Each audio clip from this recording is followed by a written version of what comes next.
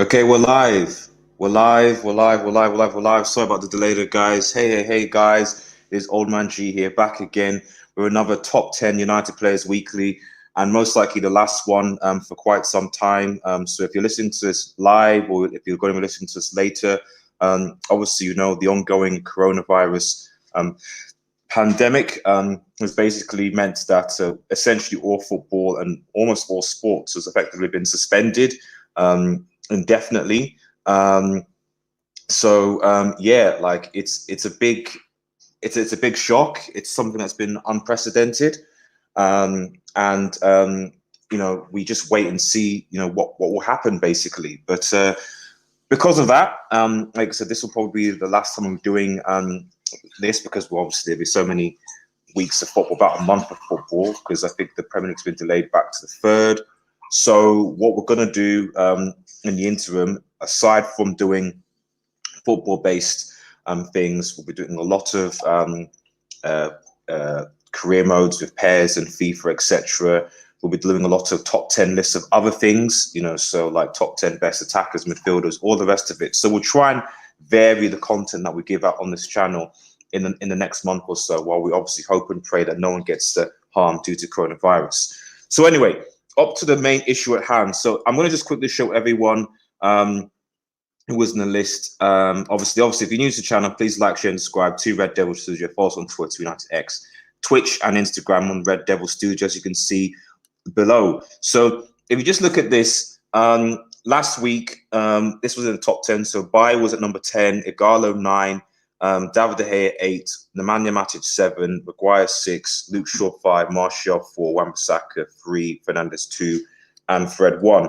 So this is going to be obviously an interesting list for the last list anyway for a while. There's I think 1 or 2 new entries. There's a couple of drops. There's a couple of leaps. So hopefully you basically enjoy, or well, let me know what you think in the comments. Let me know what you think in the description as well. Do you agree with my picking? So without further ado, let's basically sort of get into who I think anyway should be number 10, and that is this dude. It's Daniel James. Daniel James. Daniel James at number 10, guys. I think Daniel James has been given a lot of criticism, rightfully so, for his performances, for his lack of intent, and even in the City game at times, I was saying, you know, mate, Daniel James, you've got to pass the ball. Look up and pass the ball. Please do that. Can you do that? Can you do that, please? But you could see, especially that goal that we scored when we bantered Lask on Thursday, you could see the relief that he had when he scored that goal against Lask. And he did what he was tasked to do against City, to be fair, to run at City's defense, to cause them problems. The pace of Daniel James, you know, for me, it's with Daniel James, you know, we've got to remember that he came from the Championship. It's his first in the Premier League. And for me, you know, Daniel James, under very good, intelligent coach, you know, would be a great player. You know, why? Because he just needs to add that intelligence to his game. He's got the pace already. If he just has the intelligence, you know, to say, you know what, I'm going to make that pass to you. You know what, I'm going to be that there. If he adds that, he could be a very deadly right winger, you know. So, and I'm hoping and praying that is the case, because when and if the Premier League season returns, if we get that from Daniel James, you could possibly argue, is there a reason to go out for right winger? You know, he's got the ability is there. It's just the decision making that he needs to work on. But for his goal and his impact on in the City game, causing certainly Otamendi problems, I think he goes at number 10 on this list. Number 9 is one Anthony Martial. Anthony Martial. Sorry, get the image up. There we go. Sorry. Anthony Martial. He's actually come down a bit, actually. If I just remember Anthony Martial was. Oh no, it's the same. It's the same. Sorry, it's David De Gea that's basically dropped out of the list. Sorry, David De Gea. He's not on this list, unfortunately. Anthony Martial is still at number 9. Obviously scored, and you think it'd be higher, but I do think that there are other performances that deserve higher on this list. Not because Anthony Martial's goal against Manchester City, as you see by my reaction, was absolutely phenomenal, because it was a very, very good goal. Very, very happy that he scored it. even though it was a mistake by the keeper. But you know, he's certainly proving a lot of doubters wrong. He's proving a lot of haters wrong, and I think that for everyone who was saying that, you know, he's lazy, he's a flop, he's not doing anything, at the end of the day, this guy is, with Rashford's absence, he's been able to really sort of step up and provide the goals when we need him, especially in big games, you know.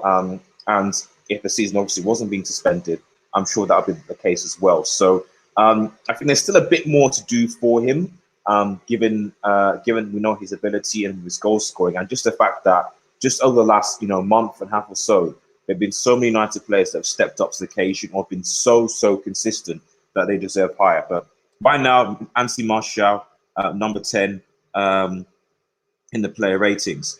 Number 8, Scott McTominay. Scott McTominay.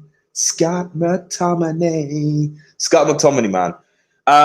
I was obviously at the game against City last weekend, and my goodness, when Scott McTominay scored that goal, the whole crowd erupted. Scott McTominay has come back in, and he's doing well. And he's doing well. And I don't know whether that's because he's, you know, the Bruno Fernandez effect, the positive momentum. I don't know, but the reality is that you know, with Pogba, well, Pogba will essentially be back by the time the Premier League resumes, if it resumes. So it does give us a difficult decision to make, and who plays in this midfield, because you have 5 midfielders in Fred, in Matic, in Pogba, in McTominay, and Bruno Fernandez, vying over 3 positions, and everyone bar Pogba has shown that they can fit there, and Scott McTominay has shown he can come on and do a job and score important goals for us, as he did against Manchester City. And I'm gassed with that goal. I'm gassed with though. Ibrahim, who says in the comments, Scott McTominay is having it's been amazing this season, and he stepped up. The partnership between him and Fred happened. Obviously, he got injured. Fred then stepped up and carried us a bit, and then the Bruno Fernandez effect comes in January. And Scott McTominay, Scott McTominay obviously coming back from injury. So we have a lot of good midfield options. And I think the big question is, and for those who are watching or who'll be watching later, is what should be our midfield 3? Because we play with a midfield 3. Who should play? You know, who should actually play in? Because we're not going to play with a 4 in midfield. We could possibly do a diamond formation, which has been my theory, where certainly against certain teams, we could put a diamond where you can have Matic as the holding. You can play then Fred and Pogba either side and Bruno Fernandes up top, with McTominay to come to the bench in place of Fred or Pogba, for example. That's a possibility. But if we're going to play 3 midfielders, it's going to be difficult. But McTominay has really come into the game. He's been a very good performer for us, and hopefully he'll continue to be that. So, but despite that, he is still number 8 on this list. Moving up to number 7, Harry Maguire, guys. Harry Maguire is also someone that's starting to prove the doubters wrong. Harry Maguire at number 7. A lot of people saying 8 million flop, banter, you know, shouldn't be involved. You know, he wasn't worth 8 million. And there's still an argument that is Harry Maguire worth 8 million when you consider the performances that Bailly and possibly even a Twan-Sebi, if he was fit, and probably will be when the season resumes, could be. But as our captain right now, he has marshaled the defense. At the end of the day, we've kept, I think it's like 9 clean sheets. You know, we didn't concede against City. We didn't concede against Lask. We didn't concede against Chelsea, technically, if we ever are. And we didn't concede. We've kept a lot of good clean sheets this season. And this guy has been part of that because he's been playing in that centre. So whatever you say about whether Harry Maguire has been worth 80 million or not, the amount of money, the reality is that United have, certainly from 2020, have one of the best defensive records in the league, better than Liverpool, and Liverpool have Van Dijk. I'm not saying that Harry Maguire is better than Van Dijk, but that's the reality. Ibrahim says Fred, Pogba, and Bruno diamond formation work. That's fair enough, but I do think that you have to have I think I'm going to talk about Matic later, and I'll explain the reasons why. I think you need Matic in this team for a specific reason. I'll come and talk about that later. But right now, for Harry Maguire's performance, he certainly comes at number 7, which is slightly dropped from last week, because I think the next player you guys will admit has really surprised, you know, a lot of people, and that's this dude here, odion ighalo. Odion Ighalo, or Ogolo, as people are calling him. Ighalo. Odion Ighalo. That touch against Lask, those touches, you know, everyone was saying it's going to be a flop. I don't even think Lukaku gives you that. Odion Ighalo's first touch is so much better than Lukaku's. It's not even funny. It really is not funny how good his touch was. And he's scoring goals. And for me, guys, you know, if I'm honest, we extend his contract. If we can sign him for a reasonable fee from his club in China, or if we can even extend the loan spell, you sign this guy up, because the thing is, and I'll be posting a couple of videos about this, you know, with Timo Werner being linked and stuff like that, is that what people don't understand is that United need a squad. It's not just about having a good starting 11. It's also about having a good squad, you know, because when injuries happen, when we have tons of games, we need to be thinking more about just who can play a good starting 11 and more about, well, who can come in to do a job. And the reality is that if we get someone like Timo Werner will want to play every week. And so if Timo Werner is going to play every week, then someone out of Rashford and Martial is going to have to drop out to the bench. That's the reality. Rashford is going to play when he comes back, most likely on the left with Martial as a number 9 up top. Most likely, we'll see. So if we sign Werner, one of those two will have to drop out. Mason Greenwood as well will be affected. So you got to think about these things. Like, the reality is that if you sign big top sort of players and spend those positions, someone is going to miss out. With Ighalo, you have a situation with a player who is very happy because he loves Manchester United so much, because he loves the club.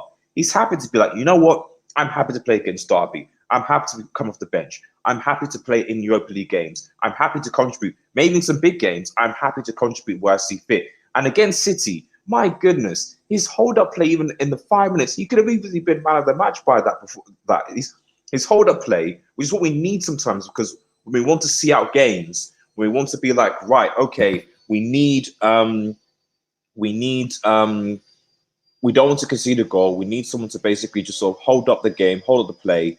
Ighalo basically can do that. And that touch against City to lay off, obviously, Fred, who then set up McTominay, was exquisite. And that goal doesn't happen if Ighalo's on the pitch. Like, if you watch the City game, for about 10 minutes or 15, we played without an outright forward. And City were just coming at us and coming at us and coming at us. That stopped when Ighalo came onto that field. And that's when we got the second goal. So Ighalo, and number 6, deservedly up from 7 last week.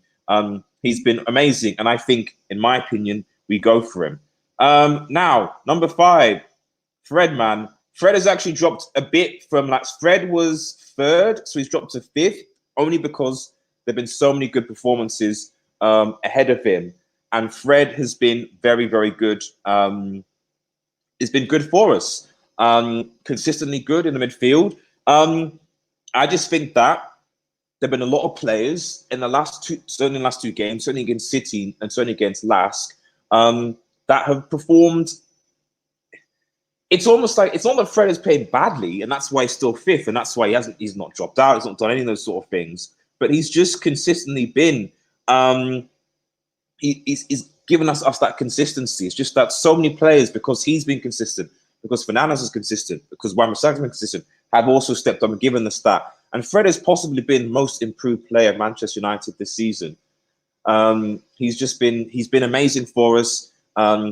He's done what we need to, especially in the absence of Scott McTominay and Pogba being injured for so long. He has basically carried this midfield along with Nemanja Matich. And that's why he is where he is. I think the connection between him and, we've got to remember, both him and Fernandes are both Portuguese. They've got a good relationship going on. And that's why I feel that, you have to have a midfield of Fred and Fernandes there. The connection between them, especially in order to sort of get Fernandes more adjusted to the team and how they play, because of the language, because of the connection between. You can see it, it's obvious. Fred has to play in that midfield. For me, he has to play in that midfield. Ibrahim Solo says Martial, Rashford, Sancho would be a great attacker in Europe football.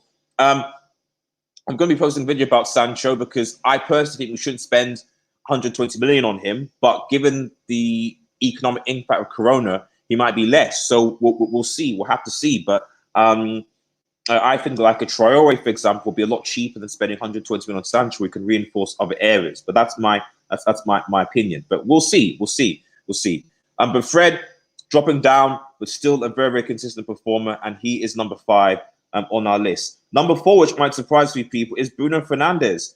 Bruno Fernandez at number 4, guys. Bruno Fernandez, much like Fred, he obviously assisted. I think he assisted twice against Lask, and he obviously assisted, brilliant assist for Martial to score that goal as well when everyone was buzzing. Intelligent free kick. He has really transformed this Manchester United side. We've been on one of our best runs since Solskjaer started, and the momentum is certainly with Manchester United. A lot of it has come from him, from this guy, from Bruno Fernandes. He has been that good. So in the last couple of games, maybe he's had a bit of more subdued performances, but subdued performances is still 2 assists and a major assist against City. And this guy has really come good. For the doubters who said he'd take time, it feels like Bruno Fernandes has been at the club for ages because he's just fits into our team so well and has shown us why we needed a proper attacking midfielder. So I'm really happy about that. I'm really happy that Bruno Fernandes has been able to sort of be that impact for us so much. So happy that he has been able to do that for us.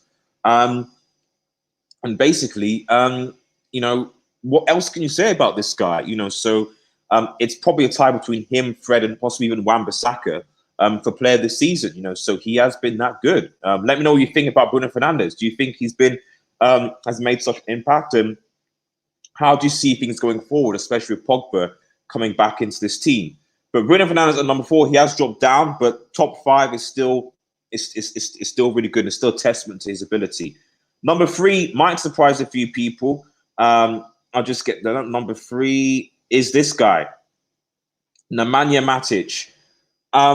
As just to address Ibra's comments in the chat, Nemanja Matich has been key for a lot. I don't remember what happened when we played against City the first time, and Nemanja Matich wasn't playing in that holding midfielder role, and City basically scored 3 goals at Old Trafford. It was one of our worst performances of the season, and he steps on in the second half and he stabilizes the ship. And since then, he's stabilized a lot of our ships. Yes, he's still made 1 or 2 mistakes, but Nemanja Matic has been key for us not conceding a lot of goals. And he just calms things down. Okay, yes, he passed something sideways, but you cannot underestimate the impact that a good holding midfielder, defensive-minded midfielder has on this squad. And Nemanja Matic has done that for us.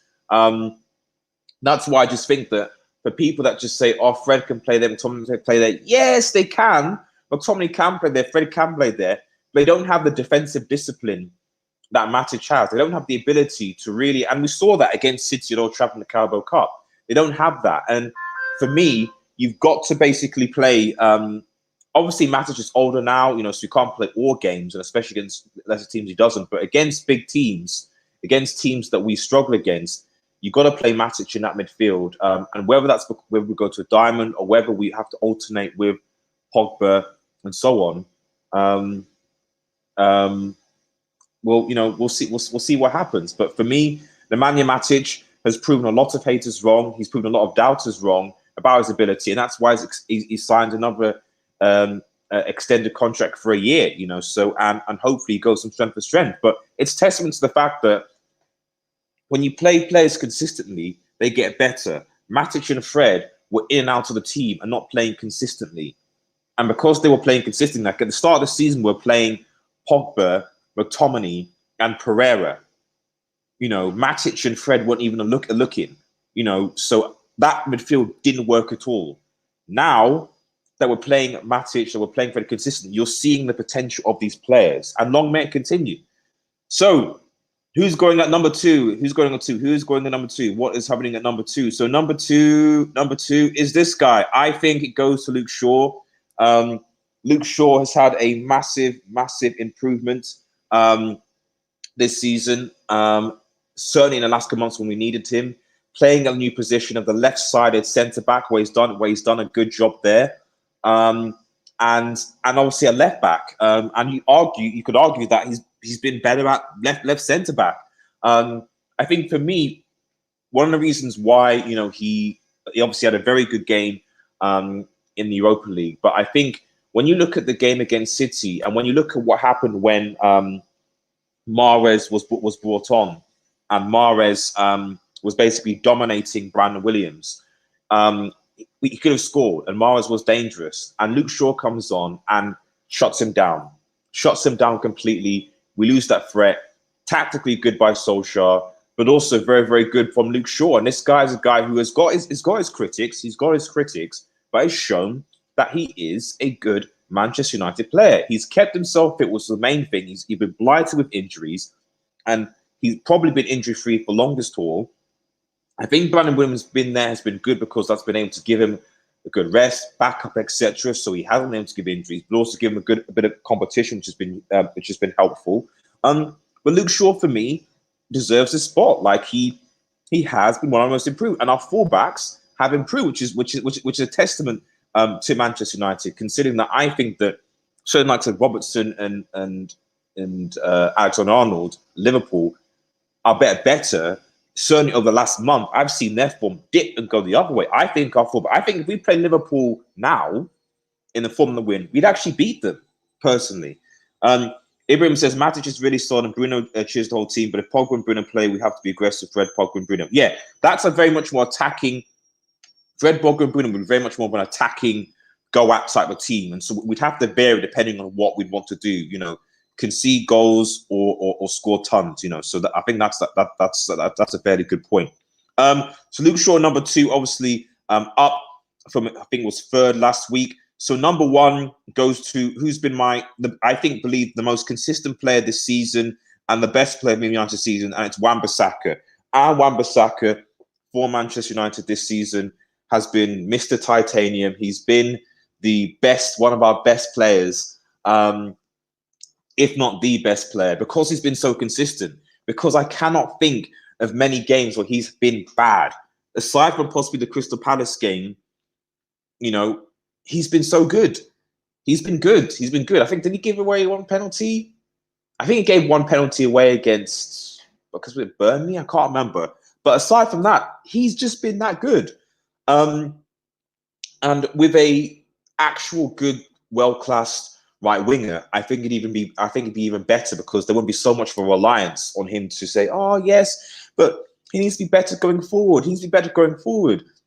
Listen, the reality is that Wan-Bissaka is a defender first. And I hate bringing Liverpool back into this, but you could see with Liverpool that defensively, they've been all over the place the last couple of games. Wan-Bissaka, defensively, leave the goals to wingers and forwards and strikers, all right? Yes, fullbacks should chip in and help, I agree, but their priority is to be defensive first. That's their priority, and Wan-Bissaka makes this priority. That is why no one goes past him. It's like they might as well, Sterling. I mean, how many pounds sterling was Wan-Bissaka carrying in his pocket? Like, seriously, it was just like, get the car keys out, get the shopping out. Sterling comes out. How many players this season has Wan-Bissaka truly put in his pocket? It's unreal. This guy, he's been such an amazing player for Manchester United. Firstly, for me, my vote, he is our player of the year, because despite our performances, despite ups and downs, he has always been consistent.